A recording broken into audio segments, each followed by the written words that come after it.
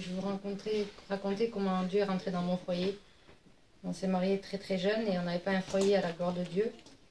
Mon compagnon, c'était quelqu'un qui aimait les sorties, les fêtes, les amusements. Il a touché un peu la drogue. Vraiment, chez nous, c'était le chaos. J'ai eu 2 enfants, ils n'ont pas vu grandir. Chez nous, c'était la dispute, les coups. Il y avait vraiment, c'était la misère. Le Cagnou, il venait un paquet de fois chez nous, nous taper, il nous présentait Jésus. Mais moi, j'allais dans les réunions, mais je demandais à Dieu qu'il change mon compagnon, mais je voulais pas de Dieu. Je voulais juste avoir une vie normale, je sais.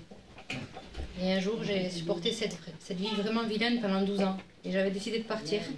Et 4 jours avant que je parte, personne ne savait que je devais partir. Mais Dieu le savait. 4 jours avant que je parte, Outouma, il a vu son cousin, le Voldi. Il l'a invité à venir à une réunion semblable à celle-ci. Gloire à Dieu. Et on y a été, on est venu. Et ce soir-là, j'ai pas demandé à Dieu qu'il change mon compagnon. J'ai demandé à Dieu, j'ai dit Seigneur, il faut que tu rentres dans mon foyer parce que j'ai plus de force, j'abandonne tout. J'arrive plus, j'ai plus de force, j'abandonne. Et à l'instant même où je dis ça, il y a eu une prophétie. Et je remercie Dieu parce que vraiment, d'un foyer vraiment, mais alors, brisé, il en a fait un foyer. Amen. Amen. Merci Jésus. Je suis parti avec mon père. Et puis j'ai grandi avec ce garçon. Et ce garçon, en fait, c'est comme mon frère, pour moi. Hein, c'est pareil, hein, c'est la même chose. Hein. On n'a jamais eu des coups de gueule, on n'a jamais rien eu, on s'est toujours très très bien entendu. Et puis, quand sa mère est décédée à ce garçon, en fin de compte, on s'est éloigné. Hein. Moi, je me disais, ouais, il ne m'appelle pas, ben moi je ne l'appelle pas. Voilà. Et lui, il croyait qu'à travers que sa mère était décédée, en fait, en fait, on allait le rejeter, qu'on n'allait plus le recevoir. En fait, et dans son cœur, c'était comme ça. Et mes frères et sœurs, le temps il a passé 7 ans comme ça, que j'ai plus de nouvelles, mais plus du tout de nouvelles. Et puis, un soir, que j'étais en train de dormir, j'ai rêvé de ce garçon. J'ai rêvé de ce garçon, je me suis réveillé, et j'ai pensé à tous ces bons moments que j'avais passés avec lui, que j'avais grandi avec lui, dans la complicité. Et puis j'étais content, mais j'étais malheureux parce que je ne me voyais plus dans mon cœur. Et puis j'ai dit, Seigneur, est-ce que c'est toi, Seigneur, tu veux que peut-être que je voie ce garçon que tu as eu? Je ne savais pas en fait. Et alors je me suis levé, j'ai prié, j'ai demandé au Seigneur, j'ai dit, Seigneur, fais-moi comprendre parce que moi je ne sais pas. Je ne sais pas ce qu'il faut que je fasse. Parce que j'avais peur de rejeter. J'avais peur si je vais là-bas qu'on me rejette. Et alors, ce que j'ai fait, je me suis rendormi. Je me suis rendormi, j'ai rêvé de ce garçon. Dans la nuit, j'ai rêvé 3 fois du garçon. Je me suis rendormi, je me suis réveillé, je me suis endormi, et à chaque fois, je me réveillais de ce garçon. Mais j'étais quand même pas convaincu dans mon cœur. Et puis, un dimanche, je m'en vais au culte. Je m'en vais au culte, et puis en rentrant à la maison, je m'allonge sur le canapé, je m'endors. Et quand je me suis endormi, eh ben, j'ai encore rêvé de ce garçon. J'ai dit, Seigneur, il faut que j'aille. J'ai dit, Seigneur, même si ça ne vient pas de toi, Seigneur, c'est pas grave. Moi, j'y vais. Même s'il me rejette, j'étais parti avec ce sentiment dans mon cœur. J'ai dit, même s'il me rejette, tant pis. C'est pas grave. J'y vais. J'ai dit, voilà, moi, je suis un chrétien. Moi, j'y vais. T'as vu? Et j'ai été. Et je vous dis pas, hein, j'étais angoissé, j'étais pas bien. Mais bon, je l'ai fait, Seigneur. Quand je suis arrivé là-bas, en fait, quand il m'a vu, il était assis devant ce marche d'escalier de la maison. Quand il m'a vu, il m'a pris dans ses bras, il a pleuré. J'ai pleuré avec lui. On était contents de se rencontrer. Ça faisait longtemps qu'on ne s'avait pas vu. Et puis j'ai pu parler du Seigneur. Parce qu'il m'a connu, je n'étais pas chrétien. Maintenant j'ai chrétien. Amen. Et puis j'ai vu que dans ce foyer, ils avaient besoin du Seigneur. Ils étaient bien disposés. Le Seigneur, s'il m'avait envoyé, de toute manière, hein, le Seigneur, c'est pas en vain. Hein. On sait que le Seigneur, il est bon. Et puis j'ai pu parler du Seigneur. Et il m'a dit, ça se voit, m'a dit que tu as changé. Il me dit, ça se voit que tu n'es plus le même. Alors j'ai dit ce que le Seigneur avait fait pour moi. J'ai témoigné du Seigneur. Voilà mes frères. Et à travers ça, en fait, comment je veux dire, j'en ai tiré une leçon en me disant, vous savez, nous on est des chrétiens. Et bien souvent, on s'éloigne de notre famille. Des fois, on met la distance. Mais si nous, chrétiens, on n'y va pas, est-ce que vous croyez qu'ils vont venir à nous? Alors, on est des chrétiens, frères et sœurs. Allons. Le Seigneur, c'est ce qu'il nous demande. Allez, pardonnez. Hein? Faites la volonté du Seigneur. Que le Seigneur vous bénisse. Amen. Je remercie le Seigneur d'être dans sa maison. Je vais vous dire comment j'ai rencontré le Seigneur. Moi, j'ai toujours entendu les réunions. J'étais toujours avec ma tante qui était chrétienne. Mais Seigneur, je venais à la réunion, mais j'étais pas disposée. Il me tardait de repartir chez moi. Les cantiques, ça me plaisait, mais quand il prêchait, ça m'ennuyait en fait. Il fallait que je rentre chez moi. Et il y a eu une mission à Carcassonne et j'ai été. Et le Seigneur a touché mon cœur. J'ai vu que le Seigneur était bon. Combien je remercie le Seigneur parce que ça fait 9 ans que je suis baptisée. Amen. Vraiment, c'est la plus belle chose de ma vie que j'ai fait. Le Seigneur, il a changé ma vie. Le Seigneur, il m'a donné la paix et la joie. Combien je le remercie pour son amour qu'il a pour moi. Je remercie le Seigneur de tout ce qu'il fait. Je remercie le Seigneur parce qu'il a changé mon foyer. Un foyer qui était détruit, qui n'allait pas. Et mon compagnon, maintenant, il s'approche et je remercie vraiment le Seigneur. Si j'ai un conseil à vous donner, c'est de vous approcher du Seigneur, vous ne serez pas déçus. Vous savez,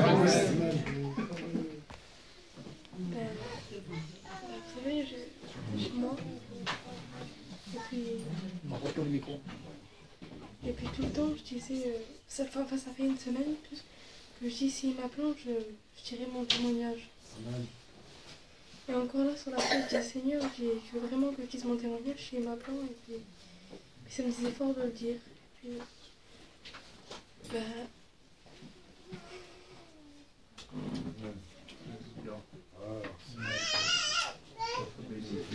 mais moi, j'ai toujours été élevée, j'ai jamais été élevée dans un foyer chrétien, mais j'ai toujours connu les choses de Dieu, j'ai toujours été dans les réunions, j'ai toujours connu, mais c'est pas pour ça que j'en voulais. Et puis il a mis un moment que, pour couper au plus court, il a mis un moment que je suis venue à une réunion de jeunes, et puis il y a un garçon d'ici, il a témoigné, et puis vraiment il a raconté toute ma vie dans ce qu'il disait.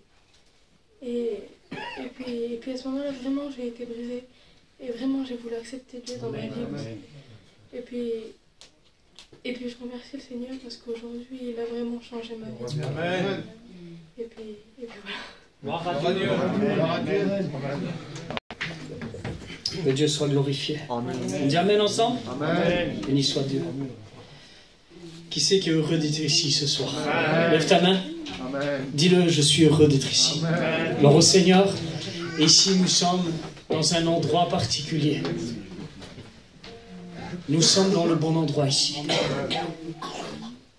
Je remercie mes frères qui m'ont invité. Malgré que j'ai fait souffrir un petit peu le cagnou. Je lui ai fait un petit peu peur. Mais je bénis Dieu ce soir d'être ici. Je suis content de voir ma famille, mes cousins, mes frères dans le Seigneur. Dieu les bénisse. Que Dieu vous bénisse les frères. Merci de vous être aussi déplacés. Je suis vraiment content ce soir d'être ici. Je ne vous cache pas que j'ai peur. Parce que annoncer l'évangile, c'est pas rien. Je ne compte pas sur moi. Ce soir, je compte véritablement sur la grâce de Dieu. Et je sais qu'il va se passer de bonnes choses au milieu de nous. Vous savez, quand Jésus passe dans un endroit, ça se voit. Il y a des choses qui se passent. Quand on lit les merveilles de la parole de Dieu, là où Jésus passait, il se passait des choses extraordinaires. Il y a des gens même qui ont été surpris. Des gens qui ne s'y attendaient pas. Des gens même qui étaient venus pour participer à l'arrestation de Jésus, puis leur vie a changé. Ce soir, peut-être tu es venu, je ne sais pas, tu as répondu à une invitation. Ça a été dur pour toi de venir, tu as hésité, au dernier moment tu es venu. Le Seigneur, ce soir, il peut surprendre ta vie. Ce soir, il peut surprendre ton cœur. Et tu as bien fait ce soir de répondre à l'invitation. Tu as bien fait de dire ce soir, eh bien tant pis, je vais à la réunion, je me suis disputé avec ma compagne, mon compagnon, ça a été dur de venir, ça a été compliqué, mais ce soir je suis là et je vais, eh bien, toucher le bord du vêtement de Jésus. Je vais prendre ce soir cette bénédiction, je vais partir de ce lieu enrichi, je veux partir de ce lieu béni, Seigneur, je veux avoir la victoire. Et ce soir, au nom de Jésus-Christ, tu vas obtenir la victoire dans ton cœur. Tu vas recevoir la pluie du ciel qui va arroser ta vie ce soir. Parce que le Christ est dans ce lieu. Le Sauveur des Sauveurs, le roi des rois, le maître des maîtres, est au milieu de nous ce soir et son regard est posé sur toi. Tu sais qu'on ne peut rien cacher à Jésus-Christ. Quand on est triste, il le voit. Quand ça ne va pas, il le voit. Quand on n'a plus de force, il le voit. Tu sais pourquoi? Parce que ses yeux sont comme des flammes de feu. Et il voit tout. C'est pas vrai, ancien? Il voit tout. Moi, je bénis Dieu d'être là ce soir ici. Je suis chez moi. Mes racines spirituelles sont parties d'ici. L'homme que vous voyez ici, c'est mon père spirituel. Voldy, c'est pour moi un ancien spirituel, parce que c'est à cause de lui que je suis là aujourd'hui. Le Seigneur s'est servi de lui. Dieu l'a conduit. Vous savez, tout à l'heure, je suis allé voir ma cousine, et puis il y avait là une chrétienne qui parlait de Dieu. Le frère a dit, c'est bon de parler de Dieu. Disons-le autour de nous. Je disais à l'ancien tout à l'heure, vous savez, c'est pas le message, je me laisse conduire par Dieu. Vous savez, la Bible dit qu'on est le sel de la terre, et puis on doit donner soif aux gens. Et puis parfois, qu'est-ce que c'est qui donne soif aux gens? Eh bien, tellement que les gens parlent de nous, on leur donne soif parce qu'on a un mauvais témoignage. On leur donne soif, mais pas dans la bonne direction. C'est pas parce que nous sommes le sel de la terre, mais parce que parfois on fait parler de nous.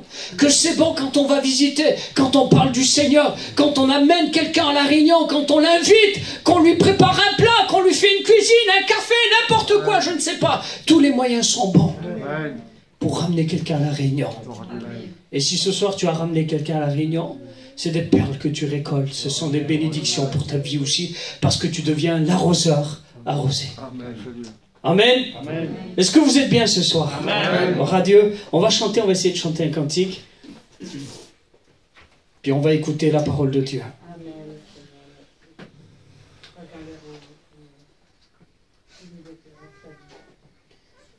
À toi la gloire, Seigneur Jésus. À toi la gloire, Seigneur. Amen. Yeshua, notre Sauveur. Yeshua, le roi des rois. Béni soit Dieu. Béni soit Dieu. Ce soir, il faut que tout reprenne forme. Dieu veut redonner un sens. Dieu veut redonner une forme. Et vous savez, je ne comprenais pas trop. Je ne comprenais pas trop. J'ai dit, Seigneur, pourquoi? J'ai dit, qu'est-ce qu'il y a là?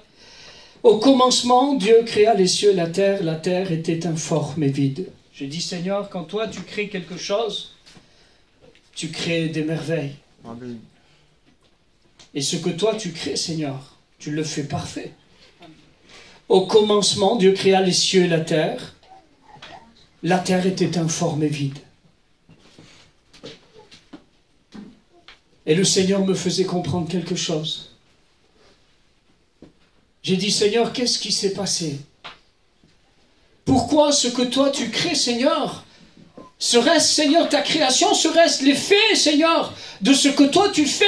Est-ce que toi tu fais les choses informes et vides? Dieu m'a dit non, moi je fais les choses parfaitement. Amen. Quand Dieu fait quelque chose, il le fait extraordinairement. Quand Dieu crée l'homme, il le crée à son image, à sa ressemblance. Toi et moi, nous avons été créés à l'image de Dieu, à la ressemblance de notre roi, à la ressemblance de notre Dieu. Oui, Dieu a mis en nous cette intelligence, Dieu a mis en nous ce savoir-faire, Dieu a mis en nous la pensée de l'éternité. Dieu nous a créés parfaits. Il t'a créé, il m'a créé à la perfection. Amen. Tu es création de Dieu, même si tu n'as pas dit encore oui à Jésus, même si tu ne t'es pas encore engagé avec Dieu, tu es la création de l'Éternel. Dieu t'a créé à son image, il a soufflé un souffle de vie, amen, dans les narines de l'homme. Et aujourd'hui, si tu respires, c'est un effet de sa grâce. Amen. La Bible va dire, même si tu ne le veux pas, même si tu ne le veux pas, tous ceux qui respirent louent l'Éternel. Tous ceux qui respirent. Même celui qui est contre Dieu, même celui qui est athée, il respire, il est en train de louer l'Éternel. Alléluia. Sa respiration est en train de louer l'Éternel. Tout ce que Dieu fait, il le fait à merveille. Il le fait à la perfection. Dieu créa l'homme, il créa la femme. Dieu, amen, a fait un Éden pour l'homme et la femme. Mais voilà, qu'il y a quelqu'un qui, à chaque fois, veut tout déformer. Il veut tout changer, il veut tout bouleverser, lui. Il veut tout transformer, lui. Tu sais pourquoi? Parce qu'il a juré ta perte, il a juré ma perte. Et il en veut à Dieu, il a une haine contre Dieu. Il a une haine incomparable, incomparable, incomparable. Il a horreur de tout ce que Dieu fait. Et il n'aime pas quand Dieu sauve un foyer, il n'aime pas. Quand Dieu sauve une jeunesse, il n'aime pas. Quand il la délivre, quand il la sort des griffes, de la drogue, de l'alcool, de ces choses, le diable ne supporte pas. Il a juré la perte de l'homme. Et il en veut à Dieu. Vous savez, moi, si j'en veux à Cagnou, je sais que sans le faire bouger de sa chaise, je vais toucher son cœur. Et je sais comment faire. Je vais toucher son fils. Je vais toucher sa progéniture. Je vais aller chicaner un petit peu son garçon. Comme ça, je sais que ça va toucher son cœur. Le diable, c'est ce qu'il fait. Il ne peut pas toucher l'image de Dieu. Il ne peut pas, c'est impossible. Il ne peut pas toucher Dieu lui-même. Il ne peut pas le toucher. C'est inaccessible. Alors qu'est-ce qu'il fait? Il détruit l'image de Dieu en touchant sa création. Qu'est-ce qu'il fait? Il les plonge un petit peu dans la drogue. Il les plonge un petit peu dans le péché, dans l'angoisse, dans la dépression, dans toutes ces choses. Il est en train de déformer l'image que Dieu a formée, la perfection que Dieu a mis en l'homme. Parce que c'est un destructeur. Jérémie chapitre 4, verset 7, il va dire le destructeur des nations est en marche. Le destructeur des nations. Un homme de Dieu a dit un jour, le diable est le moins raciste que je connaisse. Lui, il s'en fiche de notre ethnie, de qui on peut être. Lui, il n'en a rien à faire. Il n'est pas raciste. Il va s'introduire chez tout le monde. Il veut toucher tout le monde. Il veut séparer tout le monde. Il veut détruire tout le monde. Il veut changer cette image. Il veut la détourner. Il veut défigurer l'Éternel en touchant sa création. Il veut planter comme un couteau dans le cœur de Dieu. Et qu'est-ce qu'il fait? Il met la zizanie dans les foyers. Il veut toucher la jeunesse. C'est son point fort, la jeunesse. Il aime la jeunesse. Avec tout ce qui brille, il attire la jeunesse. Vous savez, quand une voiture vient en face, et puis qu'elle est en plein phare, pourtant c'est une lumière, Cagnou. C'est une lumière. C'est une voiture qui vient en plein face. C'est une lumière, mais c'est une lumière, elle m'éblouit. Et le diable, c'est ça, lui, c'est pas une véritable lumière. C'est pas une lumière qui éclaire. C'est une lumière qui éblouit. Il veut te cacher, il veut te voiler. 2 Corinthiens chapitre 4, verset 4. Le Dieu de ce siècle a aveuglé l'intelligence de l'homme, afin qu'il ne puisse pas voir briller la splendeur de l'évangile. Il ne veut pas que tu vois briller la splendeur de l'évangile. Il ne veut pas que je vois briller la splendeur de l'évangile. Alors il fait tout pour détourner nos regards. Il fait tout pour nous éblouir. Il fait tout pour prendre la place de Dieu. Il fait tout pour qu'on oublie Dieu. Il fait tout pour qu'on s'éloigne de Dieu. Il est là pour nous mettre des embûches. Il est là pour nous mettre des combats, des structures, des murs de Jéricho. Il monte des murailles contre nous, contre nos foyers.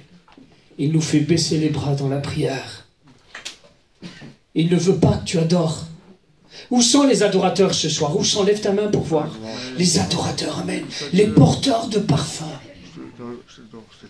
Il y a un parfum dans ton adoration, tu le sais ça? Est-ce que tu le sais que tu parfumes les pieds de Jésus-Christ? Est-ce que tu sais que tu lui parfumes sa tête? Est-ce que tu sais que tu parfumes le trône de Dieu lorsque tu rentres dans l'adoration? Lorsque tu commences à rentrer dans le lieu des parfums. Tu sais ce que va dire Dieu? Il va donner le composant du parfum qu'il y a dans le tabernacle.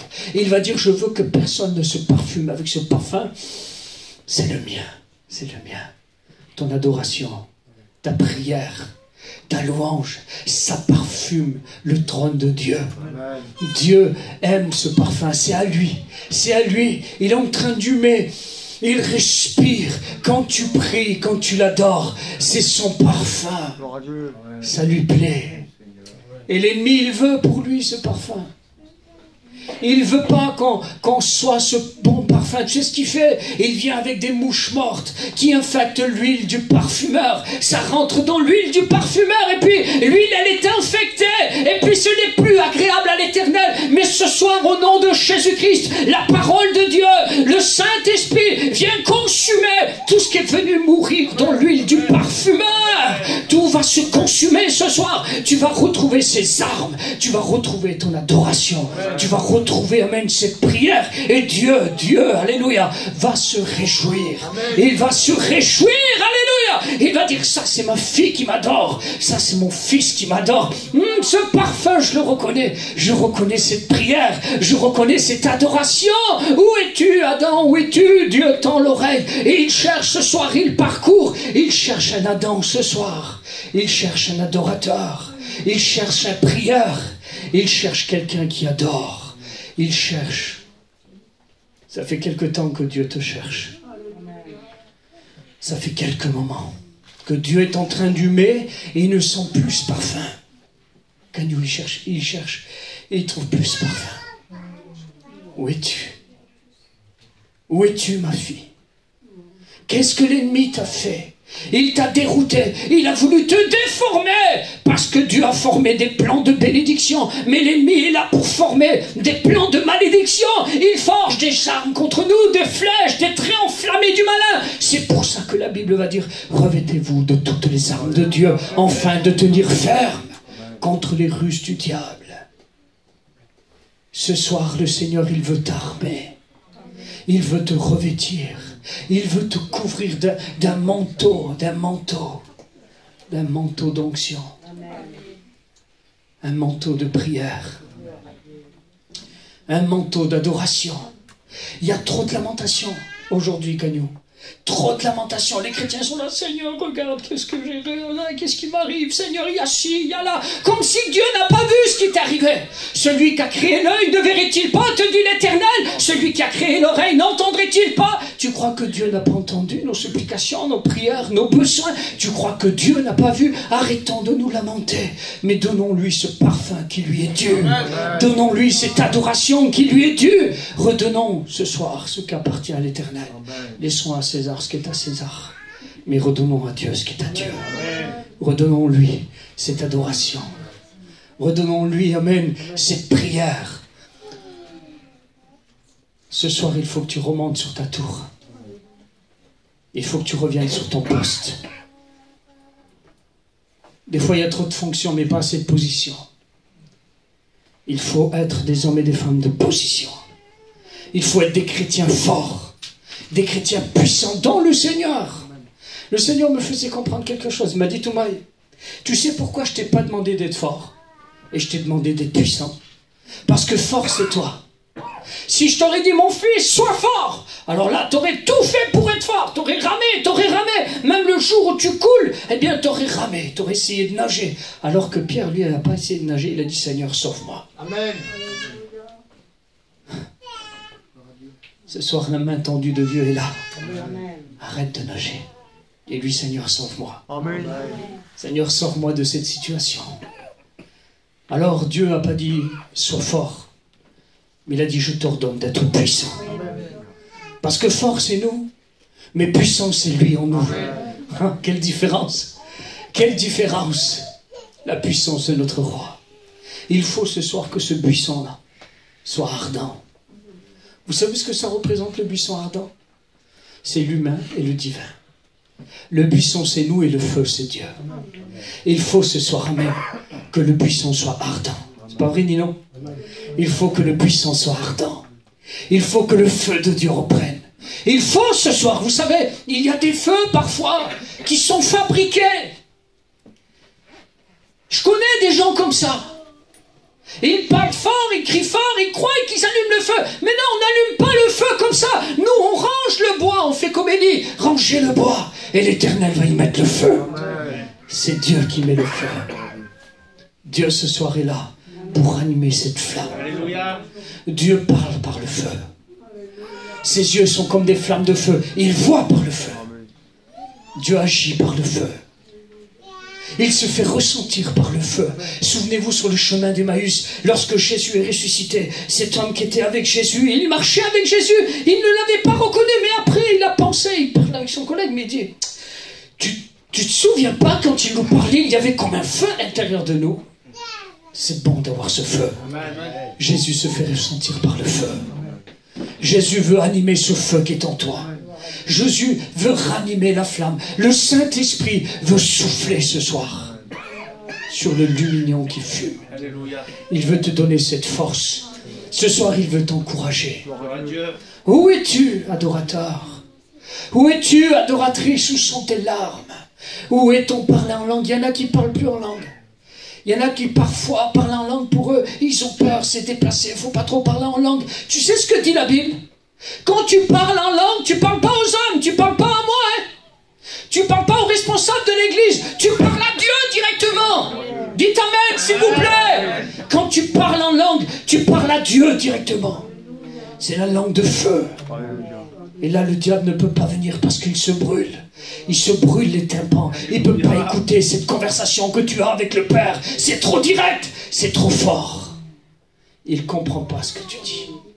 Alors que les lamentations, l'ennemi, il les comprend, il les entend. Quand on est en train de se lamenter, il fait encore plus de pièges. Il nous tend encore plus des choses, plus d'entraves. Mais quand tu parles en langue, il ne sait pas ce que tu dis. Il ne sait pas ce que tu dis. Il est dans l'étonnement. Il ne sait pas qu'est-ce qui se passe. Vous savez ce que fait un lion pour garder son territoire? Il rugit. Le mâle dominant, il rugit. Il fait tout le tour de son territoire et là, il rugit. Il pousse des rugissements. Vous savez ce que l'histoire nous dit, que le lion, lorsqu'il rugit, on l'entend entre 3 et 5 km à la ronde. Les autres mâles qui sont loin là-bas, ils entendent le rugissement, ils disent « Oh là-bas, faut pas y aller ».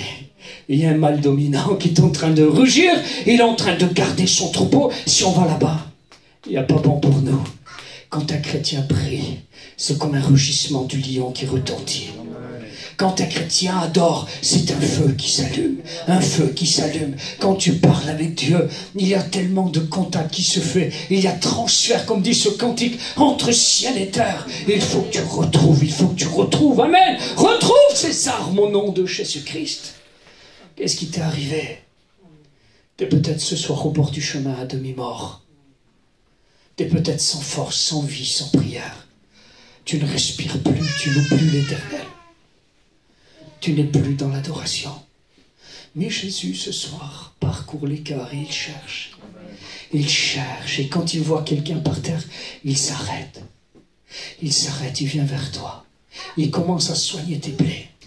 Il commence à te guérir. Il commence à mettre de l'huile sur ta vie. Il commence à verser du vin. Et il te ramène. Alléluia. Il te ramène. Ce soir, tout ce que l'ennemi t'a volé, peut-être on s'est fait dépouiller, on est peut-être un peu descendu à Jéricho. On est peut-être un petit peu allé trop loin dans la ville du trafic et puis on n'a plus de force, on ne peut plus prier. On a honte. On est comme Adam, on se cache dans un coin. Je vais à la réunion, mais je ne veux plus trop prier. Je vais à la réunion, Seigneur, mais je ne veux plus lever ma voix.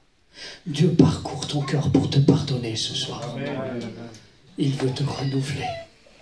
Quand Dieu a retrouvé Adam dans le jardin, tu sais ce qui s'est passé? Soyez attentifs, s'il vous plaît. Dieu ne l'a pas détruit. Dieu a pris... Restez attentifs, je vais bientôt terminer. Dieu a pris un habit de peau. Et il est allé sur Adam et il l'a revêtu, il l'a couvert. Il l'a couvert.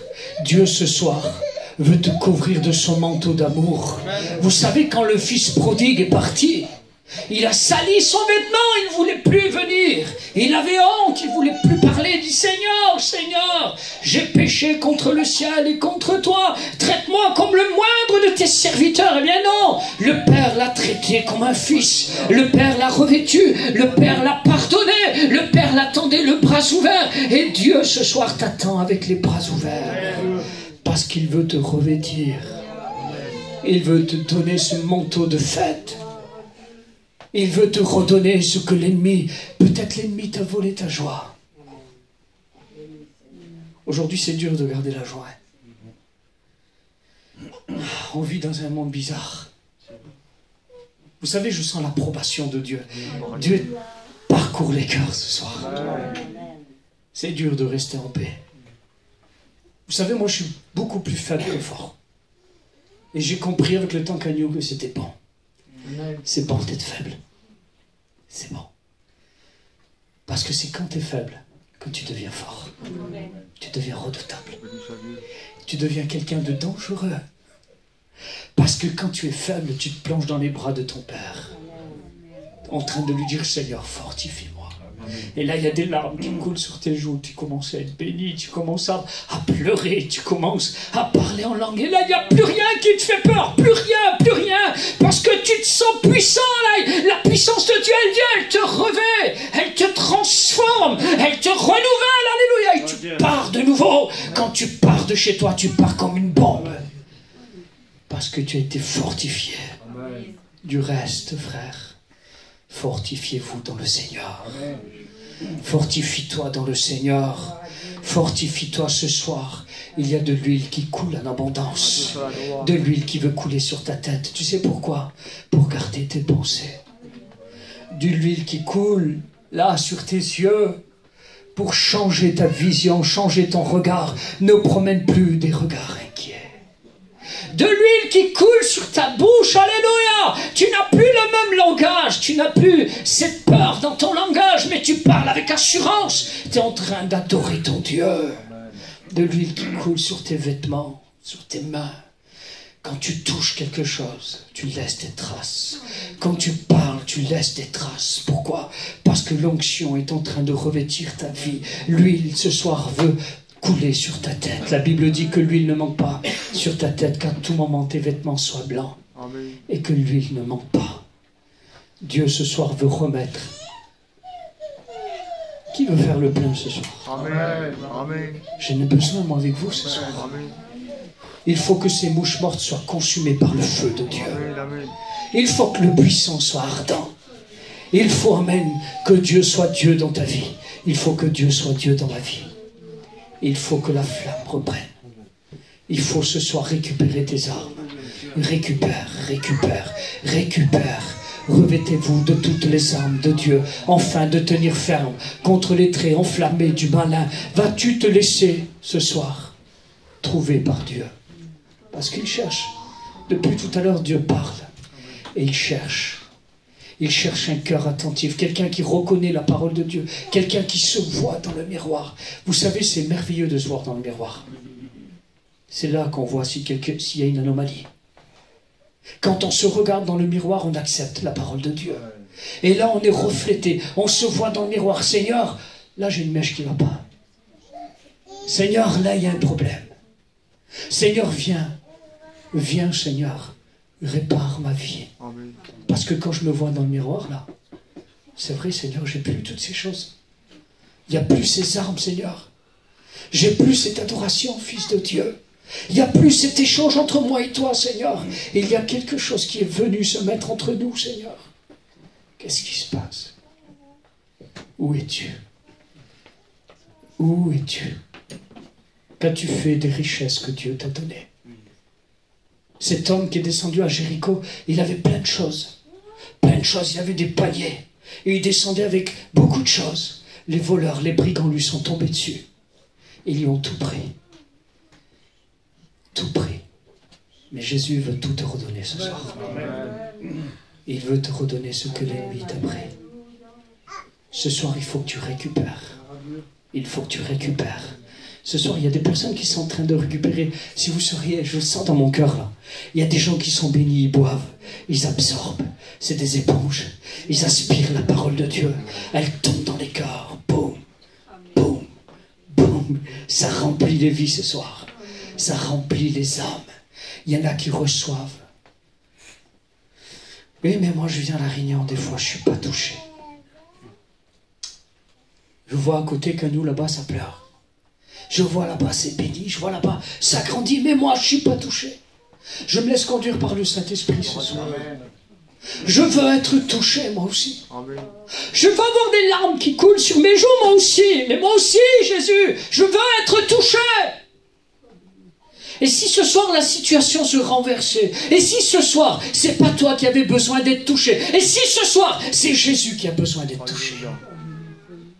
Et si ce soir, Jésus attend que tu frayes un chemin et que tu ailles lui toucher le bord de son vêtement, si ce soir, ta prière, elle traversait le plafond et qu'elle touche le cœur de Dieu, si ce soir, tes larmes en train de toucher Jésus-Christ, si ce soir, ta prière, Jésus, fils de David, n'aie pitié de moi, et si ta prière le faisait arrêter, parce que lorsque Jésus est touché, il est ému de compassion, une force, alléluia, une force est sortie de lui. Gloire à Dieu. Amen. Vous savez, Jésus n'a pas cherché une catégorie de personnes. Cette femme qui l'a touché, Jésus ne savait même pas qui c'était. Peut-être ce soir tu dis, mais moi j'ai pas le bon rang pour te toucher. Jésus, moi j'en ai trop fait pour te toucher. Moi je ne mérite pas de te toucher. Il n'y a qu'une catégorie de personnes qui peuvent te toucher. Mais Jésus ne savait même pas qui l'a touché. Nino, il ne le savait pas. Tu sais pourquoi je le sais? Parce que c'est lui qui l'a dit. Qui m'a touché? Amen. Dites amen les chrétiens. Amen. Qui m'a touché? Mais Seigneur, il y a plein de personnes qui te touchent. Jésus l'a dit non, il n'a pas dit qui m'a bousculé. Parce qu'il y en a plein qui le bousculent à Jésus. On bouscule Jésus, donne-moi ça, donne-moi ci, donne-moi là. Il n'y a plus d'humilité. On se fraye plus le chemin. On ne vient plus avec humilité toucher le bord du vêtement de Jésus. Est-ce que tu veux qu'une force sorte du ciel ce soir? Lève ta main au nom de Jésus. Oh rakamai sorabai. Oh rabababai sorababai. Oh alléluia, alléluia. Des cadeaux vont tomber du ciel ce soir. Oh alléluia. Ce revêtement de puissance va tomber sur ta vie ce soir. Parce que tu vas toucher Jésus. Une force va sortir de Jésus. Une force va sortir de Jésus et va venir pénétrer ton corps, toucher ta vie, bouleverser tes pensées, bouleverser ta foi. Est-ce que tu le veux ce soir? Est-ce que vous voulez qu'on chante ce cantique de Yeshua? Yeshua al-Mashiach, Jésus le Messie. Quel merveilleux nom. Quel merveilleux nom. Ah. Tu sais le roi que tu sers? Le roi que tu sers. Le sauveur que tu sers. C'est pas n'importe qui. Son nom est capable de changer. Il change, il s'appelle fidèle, admirable, conseiller, Père éternel, prince de la paix. Son nom il change, tu sais pourquoi? Parce qu'il te dit, que veux-tu que je te fasse? Que veux-tu que je te fasse? De quoi tu as besoin ce soir? Qu'est-ce que tu veux demander à Dieu? Quel nom veux-tu qu'il porte pour toi? Prince de la paix? Est-ce que tu veux qu'il prenne le nom de la porte? Parce qu'il n'y a plus de sortie de secours. Mais lui c'est la porte. Tu as faim, il s'appelle le pain de vie. Tu as soif, c'est la source d'eau vive. Alléluia. Quel est le nom que tu veux que Jésus porte ce soir? Tu es pas émerveillé devant le nom de Jésus-Christ? Est-ce qu'on se lève ce soir pour notre roi? Récupère. Au nom de Jésus. Au nom de Jésus. Loue ton Dieu. Adore ton Dieu. Récupère les armes que l'ennemi t'a volées. Récupère ce soir tout ce que la tristesse t'a pris, tout ce que le tracas t'a pris. Au nom de Jésus-Christ, reprends ta position de chrétienne. Reprends ta position de chrétien. Au nom de Jésus. Oh, rakamai, solamai. Oh, alléluia, alléluia, mourotel, gloria. Adore Dieu, prie le Seigneur, élève ta voix, pleure s'il le faut,